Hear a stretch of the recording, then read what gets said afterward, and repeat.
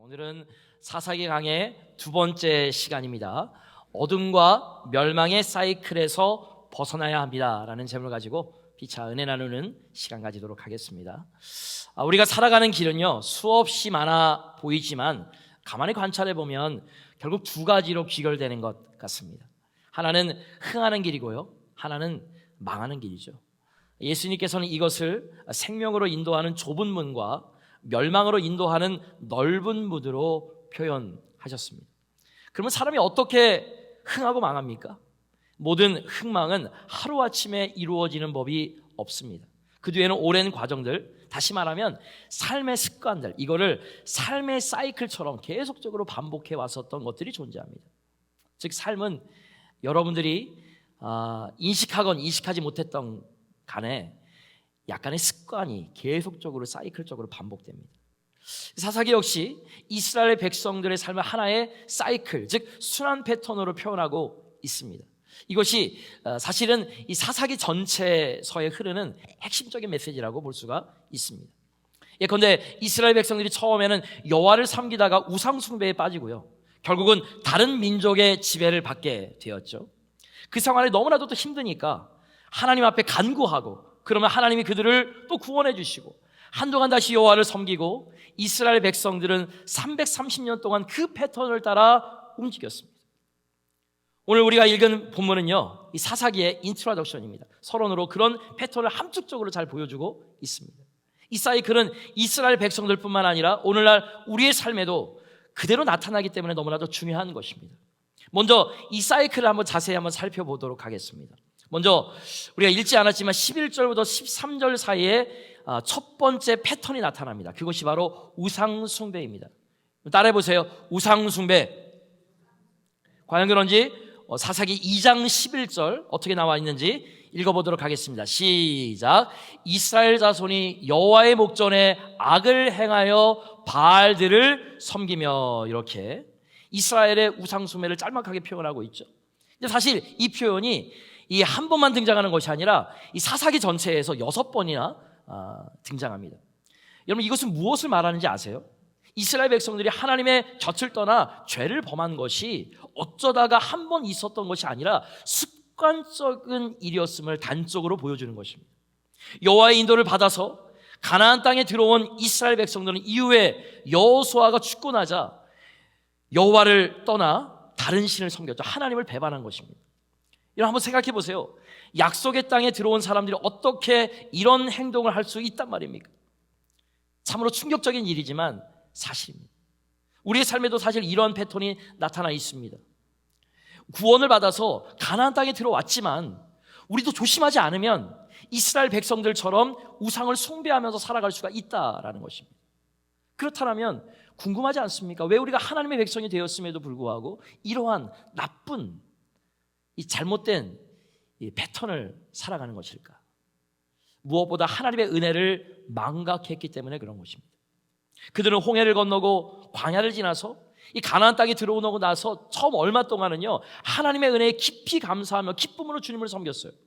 그러나 이 세월이 흘러가면서 서서히 하나님의 은혜를 잊기 시작했습니다. 자칫 감동이 사라졌습니다. 이것이 문제입니다. 그래서 주님은 우리에게 주의 만찬을 명령하신 것이죠. 성찬을 명령하신 것이죠. 주님은 제자들에게 떡을 떼어주면서 뭐라고 말씀하셨는지 아세요?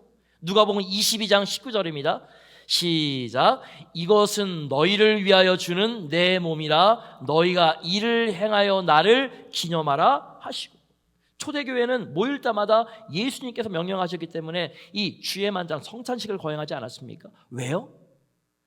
예수 그리스도의 이 갈보리 십자가의 은혜를 매일매일 기억하기 위해서였습니다. 그래서 사실 우리가 예배 드리는 것이에요. 자, 그렇다면 예배가 무엇인지 우리가 알 수 있죠. 예배가 무엇이에요? 하나님의 은혜를 기억하는 것입니다.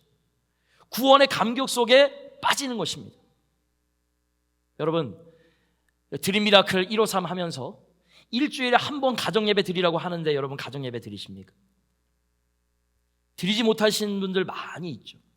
왜 가정예배가 힘드세요? 여러분들 중에 하나는 왜 습관이 안 돼 있는 것이 하나고, 두 번째로는 가정예배라고 하니까 이 주일 1부, 2부 예배, 수요 예배, 그리고 새벽 예배처럼 묵상기도 하고 성경 읽고 설교하고 그렇게 하는 거라고 생각을 해서 그런 것입니다. 여러분, 그렇지 않아요. 예배란 하나님의 은혜를 기억하고 하나님을 찬양하고 하나님께 우리의 마음을 드리는 것입니다.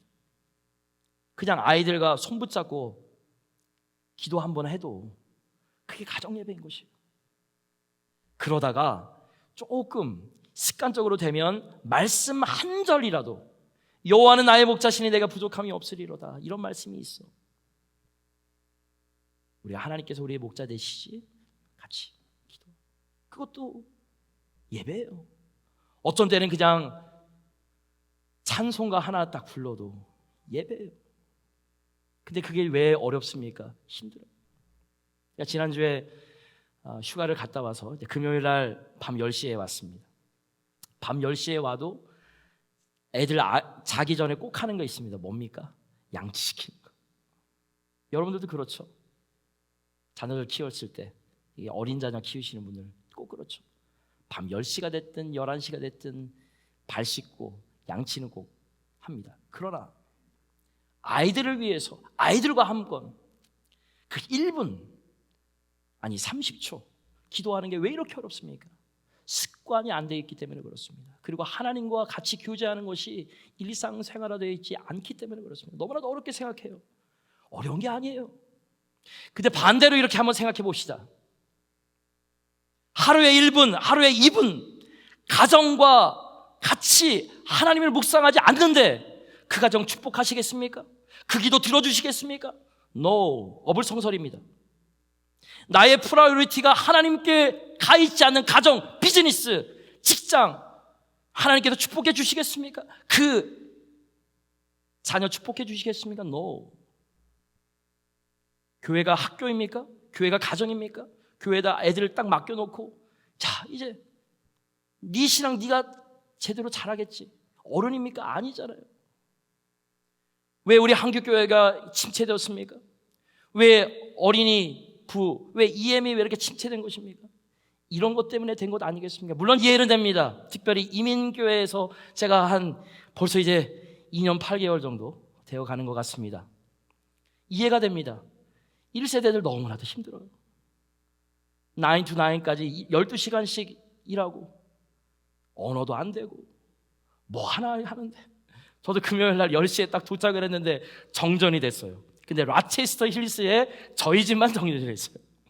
누가 벌드가 이제 위에 있는 그 전선을 이렇게 딱 건드려가지고 이렇게 뭔가 전화해야 되잖아요.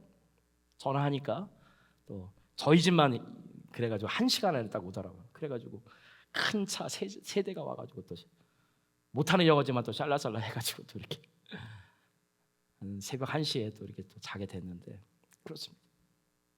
뭐 하나 하더라도 운전해야 되지. 다 틀리잖아요. 근데 그러다 보니까 정말로 우리가 우선순위 해야 되는 것을 저버리게 된 것입니다. 여러분, 그렇지 않습니까?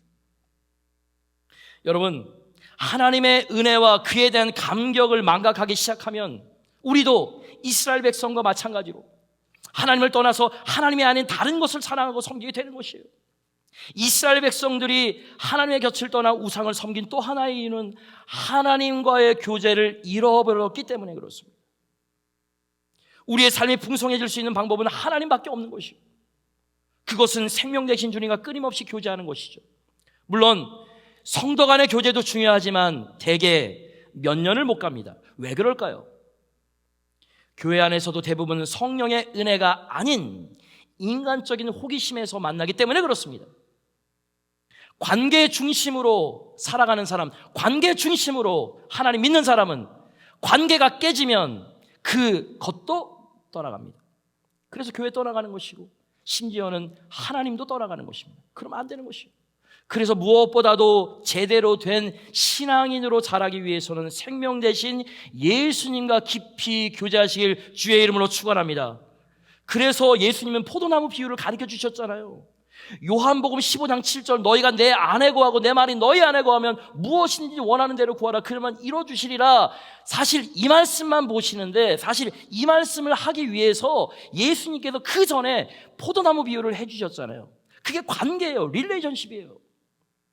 과연 그런지 요한복음 15장 4절과 6절 한번 읽어보도록 하겠습니다. 시작. 내 안에 거하라 나도 너희 안에 거하리라. 가지가 포도나무에 붙어있지 아니하면 스스로 열매를 맺을 수 없음같이 너희도 내 안에 있지 아니하면 그러하리라. 6절. 사람이 내 안에 거하지 아니하면 가지처럼 밖에 버려져 마르나니 사람들이 그것을 모아다가 불에 던져 사르느니라. 즉 이 말이 뭐예요? 하나님과 교제하지 않는 사람은 포도나무에서 떨어져 나간 가지와 같다라는 것입니다. 이 본문에 나온 이스라엘 백성들도 비록 그들이 가나안에 들어갔지만 하나님의 은혜를 잊어버리고 그분과의 교제에 소홀한 결과 여호와를 떠나 이방 신에게 달려간 것입니다. 구원받은 우리도 마찬가지입니다. 십자가의 은혜로 하나님의 자녀가 되었지만 매일매일 생명 되신 예수님께 붙어있지 않으면, 하나님과 깊이 교제하지 않으면, 기도하지 않으면, 말씀 속에 거하지 않으면 오늘 15장 6절에 나와 있는 것처럼 말라 비틀어질 수밖에 없습니다. 세상이 더 좋고 쾌락이 더 좋아서 내 방식대로 살아가게 되는 것입니다. 말이 나와서 하는 말인데요, 하루에 3장씩 성경 읽는 거 우리 드림 미라클 153 하면서 다시 하십시오. 일주일에 가정 예배 드리는 거 다시 하십시오. 축복의 언어 하는 거 다시 하십시오. 매일매일 감사의 기도제, 감사할 일이 있는 거 없으면 범사에 감사하는 거라도 하십시오. 자꾸 습관으로 드리라고 이거 하는 것입니다. 사이클의 두 번째 패턴은 뭡니까? 노예 생활로 나타납니다. 노예 생활. 과연 그런지 사사기 2장 14절 한번 읽어보도록 하겠습니다. 시작. 여호와께서 이스라엘에게 진노하사 노략하는 자의 손에 넘겨주사 그들이 노략을 당하게 하시며 또 주위에 있는 모든 대적의 손에 팔아 넘기심에 그들이 다시는 대적을 당하지 못하였으며. 무슨 말입니까? 하나님을 떠난 결과는 언제나 노예 생활이라는 것입니다. 구원받은 백성 역시 하나님을 떠나서 죄를 범하면 죄의 노예가 되고 맙니다. 예컨대 우리는 죄를 지을 때 이번 한 번만이면 되지. 하지만 지난 인생을 한번 생각해 보실까요? 한 번으로 끝난 죄가 있습니까? 아니요. 천만입니다. 한 번으로 그치는 죄는 없습니다. 그래서 결국은 죄의 노예가 되는 것이에요. 로마서 6장 16절에 보니까 그래서 이런 말씀이 있습니다. 다 같이 있습니다. 시작. 너희 자신을 종으로 내주어 누구에게 순종하든지 그 순종함을 받는 자의 종이 되는 줄을 너희가 알지 못하느냐? 혹은 죄의 종으로 사망에 이르고 혹은 순종의 종으로 의에 이르느니라. 중요한 것은요, 이스라엘 백성들의 예를 한번 봅시다. 결국 죄의 종이 되어서 사망의 종에 이르는 것이에요. 여호와를 떠나 우상을 섬기면 노예 생활만 기다릴 뿐입니다. 그 결과는 비참함이죠. 사사기 2장 15절에 오늘 본문에 그래서 이 말씀이 나와 있습니다. 다 같이 있습니다. 시작. 그들이 어디로 가든지 여호와의 손이 그들에게 재앙을 내리시니 곧 여호와께서 말씀하신 것과 같고 여호와께서 그들에게 맹세하신 것과 같아서 그들의 괴로움이 심하였더라. 여러분, 하나님을 떠나 노예가 된 이스라엘 백성들은 심한 괴로움을 당했다고 했습니다. 맨 마지막 구절. 그러다가 이제 정신을 차리고 하나님 앞에 간구했죠. 사실 그들이 하나님께 부르짖었다는 직접적인 언급은 없지만 이것을 암시해 주는 중요한 구절이 오늘 보면 18절에 나오더라고요. 18절 다시 한번 읽습니다. 시작. 여호와께서 그들을 위하여 사사들을 세우실 동안에는 그 사사와 함께 하셨고 그 사사가 사는 날 동안에는 여호와께서 그들을 대적의 손에서 구원하셨으니 이는 그들이 대적에게 압박과 괴롭게 함을 받아 슬피 부르짖음으로 여호와께서 뜻을 돌이키셨음이거늘. 이스라엘 백성들이 하나님을 향해서 부르짖자 자비로우신 하나님은 그들을 구원했습니다. 부르짖음으로 여호와께서 뜻을 돌이키셨다고 했습니다. 하나님께서 우리가 간구할 때 우리 응답하시고 진노의 손에서 우리를 구원해 주십니다. 그것이 오늘도 16절에 또 똑같이 나옵니다. 여호와께서 사사들을 세우사 노략자의 손에서 그들을 구원하게 하셨으나, 하나님은 언제나 우리의 기도에 응답하신다는 것입니다. 우리가 죄를 지어서 잘못된 가운데 있더라도 이와 같이 회개하고 간절히 하나님께 부르짖으면 우리를 돌아보시고 어려운 자리에서 구원해 주시는 하나님, 이 하나님이 우리가 믿고 있는 신실하신 하나님임을 믿으시길 주의 이름으로 선포합니다. 제가 너무나도 좋아하는 말씀, 역대하 7장 14절, 그래서 제가 여러분들과 함께 읽기 원합니다. 다 같이 읽습니다. 시작.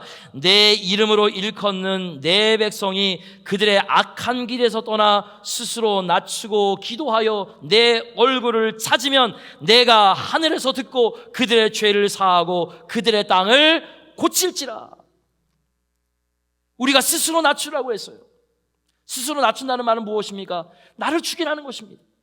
내가 죽으면 죽은 사람이 말을 합니까? 죽은 사람이 죄를 짓습니까? 나는 죽고 예수로 사는 사람. 그렇게 하면 하나님께서 우리의 죄를 사하고 우리의 땅을 지경하시고 땅을 고친다고 했습니다. 이러한 하나님의 은혜가 저와 여러분들에게 임하길 주의 이름으로 축원합니다. 근데요, 이스라엘 백성들이 여기서 그쳤더라면, 이것이 그들의 인생의 결론이었다면 얼마나 좋았을까요? 그러나 그들은 그렇게 하지 못했습니다. 제가 조금 전에도 이야기했듯이 구원을 받고 난 후 얼마 동안은 여호와를 섬겼어요. 근데 얼마 가지 않아 다시 우상을 섬기게 됩니다. 그래서 다시 고난에 빠지게 된 것이죠. 그들의 상태는 점점점 악화되어 갔습니다. 처음에 우상을 한 50% 정도 섬겼다면 그 다음 사이클에는 60%를, 그 다음 사이클에는 70%를 섬기는 등 그 정도가 심해집니다. 이런 패턴이 반복되면서 점점 멸망의 길로 치닫습니다. 얼마나 가슴 아픈 일입니까? 신학자들은 그래서 사사기에 나오는 이 모습을 가리켜서 멸망의 사이클이라고 이름을 붙였습니다. 그래서 제가 오늘 제목을 어둠과 멸망의 사이클에서 벗어나자라는 것이었습니다. 자, 그렇다면 퀘스천, 어떻게 하면 우리 안에 흐르고 있는, 아니 우리 삶의 습관에 흐르고 있는 우리 옛 가치관, 우리 옛 습관에 의해서 우리가 계속적으로 얽매여 있는 어둠과 멸망의 사이클을 끊고 하나님께서 원하시는 신실한 삶의 자리로 나아갈 수가 있을까? 크게 따라해 보시기 바랍니다. 첫 번째로, 죄 자체를 슬퍼하며 회개하라. 이스라엘 백성의 이 불행한 이야기를 하나님이 기록하신 이유는요, 오늘 우리로 하여금 그 멸망의 사이클에서 벗어나서 천성을 향한 축복의 길을 걷게 하기 위해서입니다. 어떻게 하면 이 불행한 사이클에서 벗어날 수 있을까? 먼저는요, 이스라엘 백성들처럼 형벌을 피하려고 애쓰기보다는 죄 자체를 깊이 회개해야 되는 것입니다. 여러분, 죄를 지어 고난이 찾아오면 많은 사람들이 어떻게 행동합니까? 이스라엘 백성같이 회개합니다. 왜 회개합니까? 많은 경우 죄 때문에 맞게 될 결과가 두렵기 때문에 그렇습니다. 하나님께서는 징계하시는 하나님이십니다. 하나님께서는 그만두시지 않습니다. 하나님께서는 자비로우시고 사랑이 많으신 하나님이시지만 범죄하는 백성을 가만히 두지는 않아요. 징계하시는 하나님이세요. 그래서 이 백성들 그 힘든 고통을 피하기 위해서 부르짖었을 뿐입니다. 예를 들어볼까요? 어떤 사람이 성적인 범죄를 지었다고 칩시다. 어떻게 됩니까? 죄를 지었기 때문에 하나님 곁을 떠나게 되겠죠. 죄의 노예가 되는 것이겠죠. 육체의 노예가 되는 것이겠죠. 잠시 쾌락을 누리는 것 같지만 그 결과는 언제나 똑같겠죠. 불명예와 수치와 결국에는 가정도 파괴가 되겠습니다. 이런 고난이 계속적으로 찾아오지 않겠습니까? 여러분, 고난의 폭풍이 닥쳐오면 누구라도 두려워서 회개하기 시작할 것입니다. 하나님께 부르짖을 것입니다. 하나님 구해주세요. 잘못했습니다. 회개합니다. 구해주시면 다시는 죄를 짓지 않겠습니다. 그러나 왜 우리가 죄를 다시 짓습니까? 대부분의 경우 이러한 회개는 고난을 피하기 위한 것이지 죄 자체를 깊이 뉘우치는 회개가 아니었기 때문에 그런 것입니다. 이런 회개는 근본적인 솔루션이 되지는 않는다라는 것입니다. 즉, 두려움에 쫓겨서 하는 회개는 진정한 회개가 아니기 때문에 그렇습니다. 이런 식으로 회개에서는 고난이 지나면 또 죄를 반복하게 되죠. 이것이 이스라엘 백성들의 잘못이었습니다. 그들은 한 번의 범죄에 그치지 않고 점점 더 멸망의 사이클로 달려나갔습니다. 수없이 회개하면서도 삶은 전혀 달라지지 않았습니다. 왜 그렇습니까? 그들은 단지 고난이 두려워서 하나님께 부르짖었을 뿐 진정으로 회개하지 않았기 때문에 그런 것입니다. 사랑하는 성도 여러분, 그러므로 중요한 것은 우리가 죄를 범했을 때 근본적으로 죄 자체를 슬퍼하고 회개하시길 주의 이름으로 축원합니다. 범죄에 따르는 벌 때문이 아니라 죄 자체가 슬프고 괴로워서 올 줄 알아야 됩니다. 그래서 선지자가 얘기를 했죠. 옷을 찢지 말아라. 내 마음을 찢어라. 아버지의 회초리가, 어머니의 회초리가 무서워서가 아니라 십자가의 은혜와 사랑 때문에 죄가 싫어지고 회개하는 역사가 우리 가운데 일어나야 되는 것입니다. 누구나 실수하기 마련입니다. 죄를 짓지 않는 사람이 있을까요? 없습니다. 우리 모두가 이스라엘 백성들과 같은 사이클을 가기 마련입니다. 그러나 그 멸망의 사이클에서 벗어나기를 원한다면 죄를 깊이 뉘우치시길 바랍니다. 죄가 싫어져야 됩니다. 고난이 두려워서가 아니라 죄 자체가 싫어서 애통해하며 회개해야 잘못을 반복하지 않을 수가 있는 것입니다. 두 번째로, 우리가 어둠과 멸망의 사이클을 벗어나서 하나님께서 원하시는 축복의 사람이 되려면 크게 따라해 봅니다. 날마다 성령의 능력으로 죄를 이기자. 우리는 누구나 육신을 입고 살아가지 않습니까? 근데요, 이 육신은요, 무엇인가 어딕션이라고 그러죠. 중독되기 쉽습니다. 이 알코올 중독이나 이 마약 중독만 중독이 아니에요. 우리의 육체는 성이나 권력이나 또 음식 같은 것들에 중독될 수가 있고, 다른 사람의 인정을 받는 것에 중독될 수가 있고, 또 거짓말에 중독되기도 하고, 누군가를 미워하고 질투하는 일에도 쉽게 중독이 되는 것입니다. 여러분, 우리 주위에 한번 살펴보세요. 화내는 것에 중독된 사람을 흔히 찾아볼 수 있습니다. 화내는 것이 잘못된 것은 알아요. 근데 똑같은 일을 범하면 또 화를 내요. 버럭 화를 내요. 왜 그래요? 화에 중독된 사람이라서 그런 것입니다. 다른 사람을 조종하는 일에 중독된 사람도 있다랍니다. 제 얘기가 아니라 어떤 심리학자가 그러는데, 특히 여자에게 그런 경우가 많다라고 하더라고요. 여자는 왜 그렇습니까? 남자보다 힘이 약하다 보니까 힘센 남자를 뒤에서 말로 아니면 감정으로 조종하는 경향이 있다라고 합니다. 근데 우리 교회 여자 성도님들은 한 번도 그러지 않고, 우리 교회 말고 다른 교회 성도들, 아니 다른 교회가 아니라 이제 다른 세상 사람들, 말 잘해야지, 그죠? 설교할 때, 그죠? 우리는 과연 이런 중독에서 벗어날 수가 있겠습니까? 본문대로 표현하자면 잘못된 삶의 사이클에서 벗어날 수 있을까요? 성경은 감사하게도 그렇다라고 대답합니다. 이게 은혜인 줄 믿습니다. 우리는 멸망의 사이클에서 자신도 모르게 육체에 밴 중독에서 벗어날 수가 있다라고 했습니다. 여러분, 그래서 로마서 6장 2절에서 사도 바울은 이렇게 이야기했습니다. 다 같이 있습니다. 시작. 그럴 수 없느니라. 죄에 대하여 죽은 우리가 어찌 그 가운데도 살리요. 믿으시면 아멘 하시기 바랍니다. 이게 무슨 말이에요?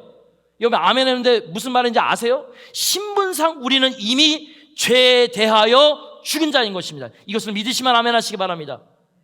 우리가 예수 그리스도를 믿고 하나님의 자녀가 된 순간 하나님께서 justification, 나는 너를 의롭다고 칭했어, 너는 구원받은 사람으로 인쳐준 거죠. 성령으로 인쳐주신 것입니다. 이것이 은혜예요.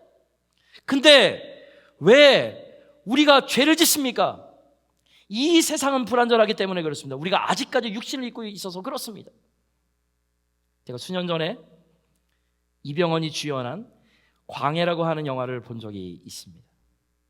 광해가요, 이병헌이 두 사람의 인물을 합니다. 하나는 실제 왕이고 하나는 거지였는데, 노비의 그런 신분이었었는데, 왕하고 똑같이 생겼다는 이유로 왕이 이제 잠깐 자리를 좀 비워야 되는 그런 상황이었었는데, 이 사람을 딱 데리고 와서 왕의 옷을 딱 입힌 것입니다. 아니, 노비가, 거지가 갑자기 왕의 옷을 입힌다고 왕이 됩니까? 그래서 하나하나 다 가르쳐줍니다. 먹을 때는 이렇게 해야 되고, 말할 때는 이렇게 되고. 근데요, 나중에 이 광해 마지막 무비 마지막에 딱 보면은요, 이병헌이, 이 거지가 정말로 진짜 왕처럼 되는 것입니다. 제가 그걸 보면서 제가 영적으로 딱 깨달아서 이게 우리다. 우리가 예수님 믿고 나가지고요, 하나님께서 구원받은 하나님의 자녀라고 딱 줬어요. 그래가지고 이제 우리의 신분이 딱 바뀌었어요. 그런데 우리는 여전히 옛 습관을 가지고 있어요. 그래서 여전히 우리의 언어, 행동, 마음으로 계속 죄를 짓습니다. 근데 오늘 말씀 딱 보세요. 사도 바울이 뭐라 그래요? 죄에 대해서 죽은 우리네. 여러분 생각해, 어떻게 죽은 자가 죄에 대해서 반응할 수 있겠습니까? 그러므로 이제 우리는 사도 바울이 이야기하는 것처럼 죄에 대하여는 죽은 자같이 살아가시길 주의 이름으로 선포합니다. 죄를 짓고 싶은 그런 상황이 오면 나는 죄에 대해서는 죽었다라고. 여러분 한번 크게 따라 보세요. 나는 죄에 대해서 죽었다. 나는 죄에 대해서 죽었다. 이렇게 자꾸 이렇게 복창하시면서 예수 그리스도의 이름의 능력으로, 성령의 능력으로 죄를 이겨내시기 바랍니다. 그리스도가 우리 안에 들어오심으로 죄의 요구에 이제 안 돼, 나는 죽었다라고 말할 능력이 우리 안에 생겼습니다. 제 얘기가 아니에요. 로마서 8장 2절에서 또 사도 바울이 이렇게 이야기를 합니다. 다 같이 있습니다. 시작. 이는 그리스도 예수 안에 있는 생명의 성령의 법이 죄와 사망의 법에서 너를 해방하였음이니라. 이와 같이 우리는 죄의 법에서 해방된 자인 줄 믿으시기 바랍니다. 그러므로 죄의 법칙에 순종할 필요가 없는 것이에요. 그러면 이제 어떻게 살아가야 될까요? 성경 이렇게 결론 맺고 있습니다. 6장 12절 로마서입니다. 다 같이 있습니다. 시작. 그러므로 너희는 죄가 너희 죽을 몸을 지배하지 못하게 하여 몸의 사역에 순종하지 말고, 또한 너희 지체를 불의의 무기로 죄에게 내주지 말고 오직 너희 자신을 죽은 자 가운데서 다시 살아난 자 같이 하나님께 드리며 너희 지체를 의의 무기로 하나님께 드리라. 이렇게 승리하시길 주의 이름으로 축원합니다. 많은 사람들이 죄를 짓고 나서 이렇게 얘기해요. 마음은 원이로되 육신이 약합니다 라고 말하지만, 그것은 그렇다라면 구원받기 전의 상태인 것이에요. 구원받으면 성령님이 내 안에 들어온 것입니다. 내 안에 들어옵니다. 그래서 여러분들 성령님이 내 안에 있는 것이에요. 생명의 성령의 법이 죄와 사망의 법에서 우리를 이미 해방시킨 것입니다. 그래서 사도 바울이 이야기한 것처럼 우리는 죄에 대해서 죽은 사람들입니다. 마음 먹고 성령님께 순종하기만 하면 죄를 이길 수가 있는 것입니다. 이것이 바로 멸망의 사이클에서 벗어나는 길입니다. 날마다 자신의 몸을 의의 병기로 하나님께 드림으로써 성령님께 순종해야 되는 것입니다. 근데 사실 이게 굉장히 어렵죠. 그래서 제가 좀 더 여러분들에게 디테일한 것들을 좀 말씀드리기 원합니다. 자, 그렇다면 성령님께 순종하면서 살아가기 위해서는 어떻게 해야 될까? 첫 번째로는요, 자신의 약점을 알아야 되는 것입니다. 뭐라고요? 자신의 약점. 다들 자신의 약점이 있어요. 선천적이든 후천적이든 자신이 무엇에 쉽게 끌리는 것을 아는 것이 굉장히 중요합니다. 제가 요즘에 우리 예수님 자리 성경 공부를 하면서 지식, 경험, 전통에 의해서 우리의 패러다임이, 우리 생각의 틀이 딱 생깁니다. 근데 그 틀 안에서 모든 것들이 있어야 돼요. 근데 그것을 벗어나잖아요? 그러면은 저 사람 잘못됐다, 저거 잘못된 것이야, 이렇게 얘기를 합니다. 그게 아닌 거지. 근데요, 그거를 성령님의 은혜로, 십자가의 은혜로 덮어야 되는 것이에요. 그래서 현실을 보더라도, 똑같은 사람을 보더라도 믿음의 눈으로 재해석해야 되는 것이에요. 그것이 바로 성령의 사람, 예수님의 사람인 것입니다. 근데 그걸 알려면 먼저 자기 자신을 객관적으로 바라봐야 돼요. 사실 자기 자신을 객관적으로 잘 아는 사람이 누굴까요? 아마 결혼하신 분들은 배우자겠죠. 그리고 아마 부모님, 어머님이나 아버님이 아마 자기 자신에 대해서 객관적으로 너의 잘못은 이거야 라고 지적해 줄 수 있겠죠. 상처받지 않겠죠, 그 사람들은. 그죠? 여러분, 그래서요, 선천적인 후천적인 자신이 무엇에 쉽게 끌리는 것을 아는 게 중요합니다. 자신이 어떤 환경에서 죄를 가장 많이 짓는지, 무엇 때문에 죄를 짓는지를 잘 돌아보시기 바랍니다. 언어 때문에, 생각인, 성적인 문제인지, 돈 문제이든, 아니면 자녀의 문제이든 여러 가지 자신의 취약 분야를 잘 알고 있어야 됩니다. 모르면 가르쳐달라 그러세요. 둘째, 약점을 알았으면 그 죄와 싸워서 이기기 위해서 최선을 다해야 됩니다. 예를 들어 혼자 있을 때 괜찮은데 사람들과의 만났을 때 문제가 생기는 경우를 생각해 봅시다. 어떤 사람은 분위기가 고조되면 자신도 모르게 남의 흉을 보거나 해서는 안 될 이야기를 전하는 사람이 있습니다. 그러면 어떻게 됩니까? 분위기에 휩쓸릴 수 있는 곳에는 가지 말아야 됩니다. 그 사람을 만나지 말아야 되는 것입니다. 그 사람이 말해도 내가 그냥 걸러야 되는 것입니다. 불가피하게 가야 한다라면 그 전에 반드시 기도해야 되는 것이에요. 모임 중에라도 입이 간지러울 때마다 기도해야 되는 것입니다. 집에 돌아온 후에도 반드시 반성의 시간을 가져야 되는 것이 맞는 것이에요. 깜빡하고 남의 흉을 본 것이 생각난다라면 회개의 기도를 해야 되는 것입니다. 이렇게 최선을 다하다 보면 놀라운 변화가 일어나는 것입니다. 어떤 사람은 혼자 있는 시간에 죄를 많이 짓죠. 혼자 있으면 자꾸 이상한 생각이 떠오른다고 합니다. 어떤 사람은 자기보다 나은 사람을 보면 자꾸 질투가 생깁니다. 특별히 한국 사람들. 제가 학교 다닐 때 동창회 때 만났는데 쟤는 공부도 안 하고 딱 했는데 갑자기 사장 와이프가 되더니만 완전히 삐까뻔쩍하게 변했네. 죄송한 얘기지만 제가 한국에 서울에 저희 목회 부목사 시절에 그런 분들 많이 있더라고요. 어떤 사람은 자기보다 예쁜 여자를 보면 질투가 많이 생긴다고 합니다. 어떤 사람은 내 인생은 왜 이럴까? 내 남편은 왜 이러지? 내 와이프는 왜 이러지? 내 자녀는 왜 이러지?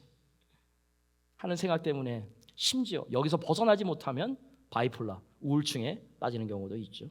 그럴 때는 어떻게 됩니까? 가능하면 혼자 있는 시간을 줄이고 교회에 많이 오시기 바랍니다. 새벽 예배도 오시고 수요 예배도 오시고 말씀 양육도 하시고. 목사님 시간 언제 됩니까? 개인적으로 가르쳐 주십시오. 그럼 제가 안 가르쳐 주겠습니까? 얼싸하고 제가 가르쳐 주지 않겠습니까? 그리고 혼자 있는 시간을 잘 활용하시기 바랍니다. 설교를 듣는다든지 좋은 CCM 찬양을 듣는다든지 다른 사람들과 교제하는데 믿음의 사람들과 교제하시기 바랍니다. 믿음의 사람들이라고 하는 것은 성령의 9가지 열매가 흘러나오는 사람. 어려움을 얘기하고 정죄하고 그 사람 지적질하는 사람이 아니라 그럴 때 기도하자, 참자, 예수님 십자가 바라보자, 말씀에서 무슨 말을 하느냐라고 생각할 수 있는 사람, 그 사람과 함께 교제하셔야 되는 것입니다. 그런 작은 일로도 멸망의 사이클에서 벗어날 수가 있죠. 마지막으로는요, 성령님을 의지하시기 바랍니다. 우리를 바꿀 수 있는 것은요, 안 되더라고요. 제가 목회를 딱 하면서 우리 전에 있던 담임 목사님이 저에게 얘기를 해줬습니다. 이 목사, 목회에서 성공하는 것은 자기 자신을 이기는 것이야. 교인들이 막 부흥하고 막 그렇게 하는 것들은 그거는 하나님 볼 때 그걸로 바라볼까? 자기 자신을 이기는 것이야. 목사님이 20년을 목회하신 다음에 막 교회가 막 부흥했습니다. 근데 자기도 모르게 교만한 마음이 딱 들어오다라는 것입니다. 그런 마음을 저에게 얘기를 해주면서 담임 목회할 때 꼭 초심을 잃지 마. 자기 자신을 이기는 것이 제일 어려워. 그 얘기를 하시더라고요. 근데요, 자기 자신을 어떻게 이깁니까? 자기 자신이 의지로 가능합니까? 안 되더라고요. 근데요, 성령 하나님이면 될 줄 믿으시기 바랍니다. 그래요. 우리를 바꿀 수 있는 분은 결국 하나님밖에 없습니다. 이스라엘 백성들이 죄를 짓고 노예 생활을 하다가 너무 힘이 들어서 하나님 앞에 부르짖었더니 어떻게 되었습니까? 누가 그들을 구원했습니까? 비록 바로 하나님이 그들의 간구를 듣고 그들을 구원하시지 않았습니까? 자기 힘으로는 자기를 구원할 수 없어요. 그래요. 자기 힘으로는 자기 습관을 멸망의 사이클을 바꿀 수 없어요. 그러나 하나님께 부르짖으면 하나님이 우리의 잘못된 삶을 바꾸어 주신 줄 믿으시면 아멘 하시기 바랍니다. 어떤 신학자는 성령의 능력을 돛을 달고 가는 배에 비유를 했습니다. 제가 지난 5일 동안에 이제 위쪽에 다녀왔거든요.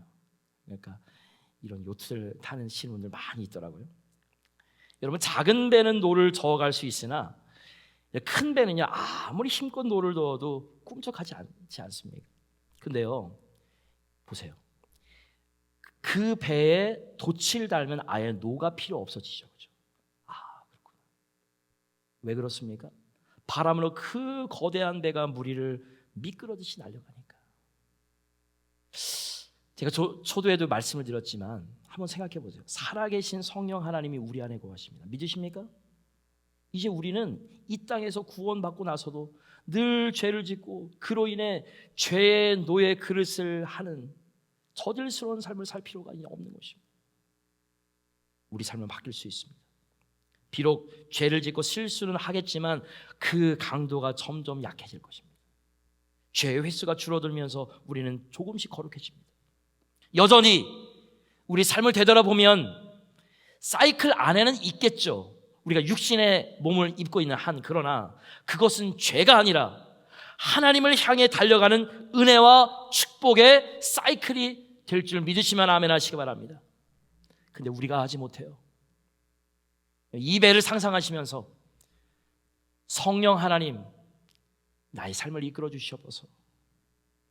내가 이제는 내 인생의 운전대를 잡는 것이 아니라 성령 하나님께서 내 인생의 운전대를 잡고서 가기 원합니다. 나는 그냥 하나님께 순종하기 원합니다. 그렇게 살아가실 때 여러분들이 어둠과 멸망의 사이클에서 벗어나게 될 줄 믿습니다. 또한 이것이야말로 구원받은 백성이 살아야 할 합당한 삶의 모습임을 믿으시길 주님의 이름으로 축원합니다.